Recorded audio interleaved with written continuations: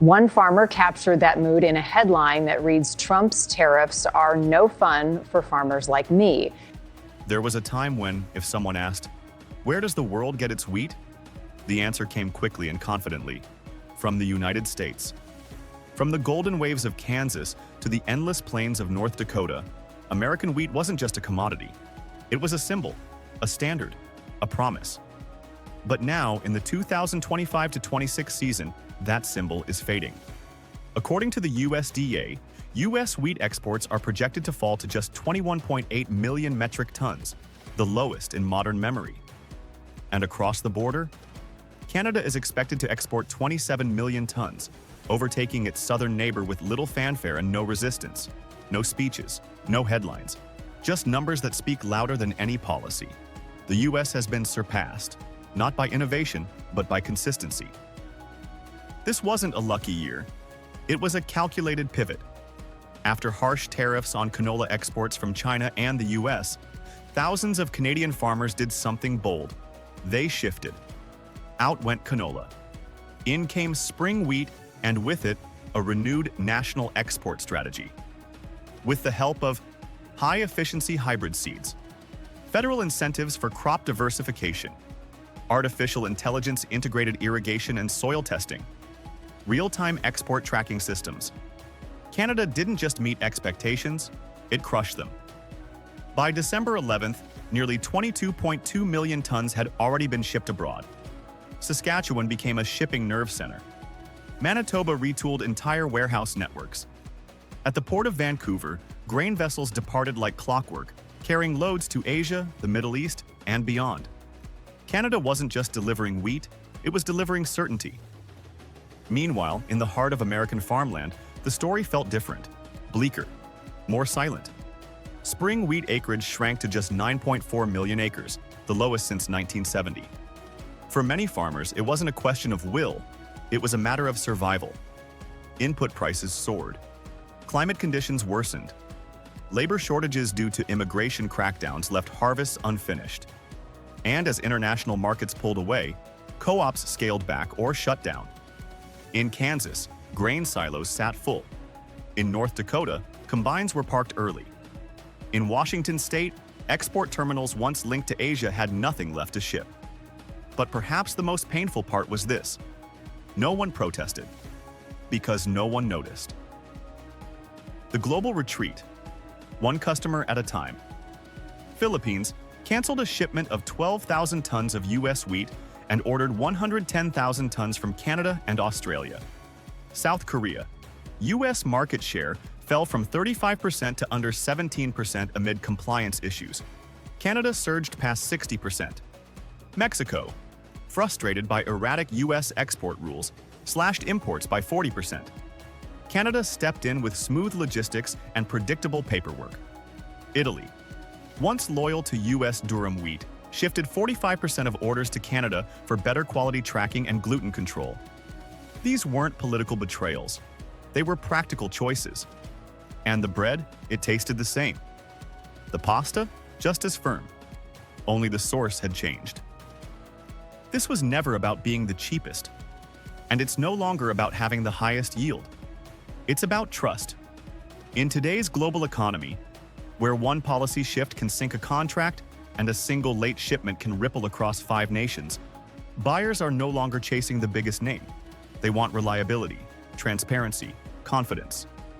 And in 2025, Canada offered that. The United States did not. So what happens next? Can America regain its dominance? Only if it fixes more than price. It must repair the very thing that built its wheat empire in the first place: reliability. Because in this new era, exporting wheat is no longer about feeding the world. It's about proving, every season, that you can be counted on. And as farmers in Kansas now know all too well, when the world loses faith in you, it doesn't leave with a bang. It leaves with an invoice, addressed to someone else. North Carolina farmer John Ash normally exports around 40% of his soybean crop to China. But the trade war has thrown that into disarray. I'm going to plant about 50% less than I would normally because I don't know what the price is going to be. I don't want to take the risk. They called it a great strategy, a patriotic tariff war to bring back jobs, to make America strong again, to stand tall against the world. Donald Trump once declared, "The higher the tariff, the more likely companies will build factories in America." But nearly a decade after the first tariffs were slammed on steel, aluminum, and Chinese goods, Americans aren't hearing promises anymore. They're living with the consequences. In towns once bustling with life, Marion, Iowa, Corydon, Indiana, Perry, Arkansas, factories are shutting down, production lines sit still, and workers who once believed tariffs would save them are now being thrown out with cold termination notices and no clear plans for recovery. And from rural farmlands to crowded cities, Americans are beginning to say what they once feared to admit. The U.S. is collapsing from within because of Trump's tariffs. Tariffs were supposed to protect American workers. In reality, they've become a crushing burden for the very people they claim to defend. Federal reports show that during the peak years of the trade war, food prices rose between 11% and 19%, especially for meat, eggs, dairy, and vegetables. Behind those numbers are millions of families who've had to cut meals, abandon savings plans, and stretch every dollar just to survive. According to Oxford Economics, tariffs wiped out over 300,000 jobs in supporting industries, from transport and retail to agriculture. And what about the companies? They didn't build new factories. They shut down the ones they had. Tyson Foods, one of America's largest meat processors, closed 8 plants in just 18 months, eliminating over 3,000 jobs. General Motors slashed production in Ohio. Steel plants that Trump promised would roar back to life shut their gates as input costs soared from the very import taxes meant to protect them. Meanwhile, while workers are choosing between electricity or groceries, CEOs are pocketing tens of millions in bonuses, and corporations are raking in billions in federal agricultural subsidies, money meant to compensate for the damage Trump's own trade war inflicted. The chaos didn't stop at the border. China struck back, halting purchases of U.S. farm goods, driving thousands of farmers into bankruptcy. Canada and Mexico quietly expanded tax breaks and incentives to lure American companies fleeing uncertainty. While Trump waved tariff threats like a weapon, the world was busy stealing the market share America left behind. Analysts now call this the taco strategy. Trump always chickens out, because he throws around massive tariff threats only to backtrack once corporations push back.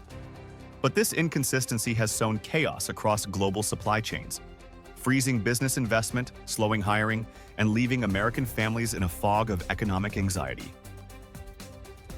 Those who once believed tariffs were a bold counterattack to restore American greatness have received something very different.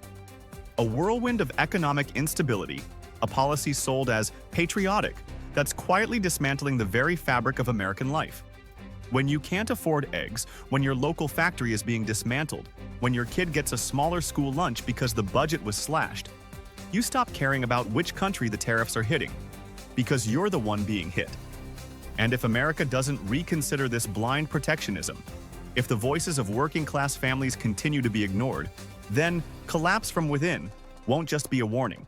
It'll be a chapter in history written in the silence and suffering of those who once believed in the American dream.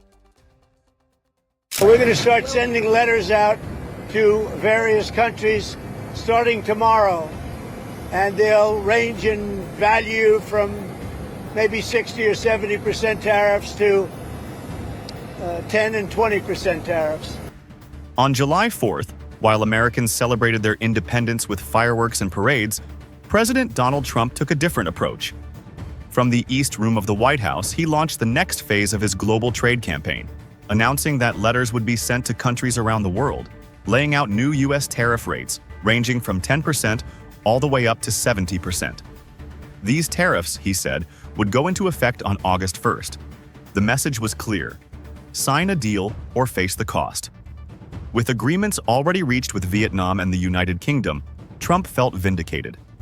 But one country, just across the northern border, remains locked in an unusually tense standoff: Canada. And unlike the others this time, Trump's strategy may hit a wall.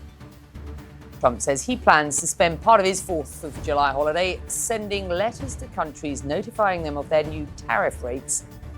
We have a lot of great things going, and we're getting along with countries, but some will be disappointed because they're going to have to pay tariff. Trump's 90 deals in 90 days campaign has picked up pace. The UK locked in a mini deal. Vietnam accepted a revised tariff schedule. According to Treasury Secretary Scott Bessent, around 100 countries could qualify for a 10% base rate if they reach terms fast. But Canada is taking a different approach. Rather than rushing into a deal, Ottawa has reopened negotiations carefully, and only after withdrawing its digital services tax to get back to the table. Even so, no agreement has been announced. What's different this time is that Canada, unlike others, seems willing to push back. Americans are celebrating their country's past and present today on Independence Day, while Canadians are expressing concerns about what the future could hold for the Canada-U.S. relationship. For months, trade talks between the U.S. and Canada had stalled. In late June, Trump abruptly walked away from the table after Canada moved ahead with its digital services tax, a 3% levy targeting U.S. tech giants.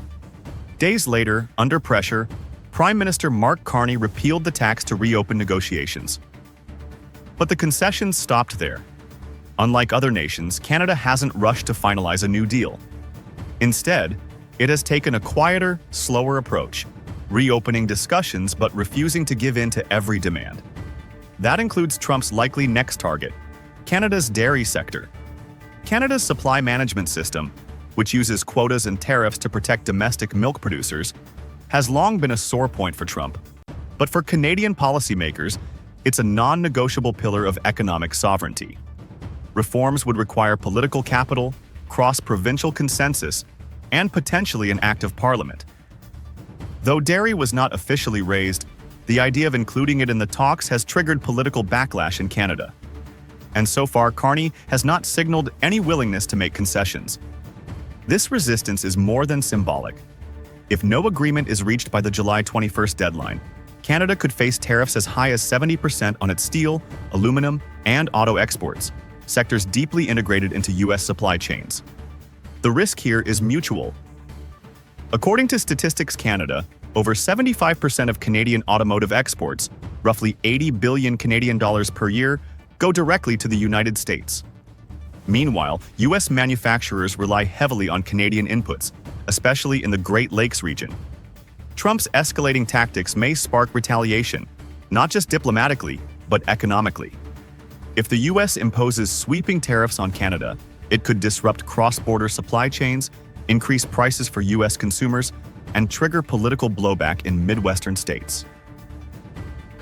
I think the reality is we're dealing with a president who is incredibly abnormal and not something we're used to. Trump's tariff-first strategy has delivered quick deals in some cases. But with Canada, the calculus is different. This is not a developing economy adjusting its terms to avoid disruption. It's a G7 ally, with the economic weight and political structure to absorb short-term pressure. By pushing too hard, Trump may risk breaking a relationship that has long benefited both nations. A deal is still possible. But if the U.S. insists on unconditional surrender, Canada may choose to walk. And if that happens, July 21st won't just mark a failed negotiation. It could mark the beginning of something far more costly, the unraveling of North America's most vital trade alliance.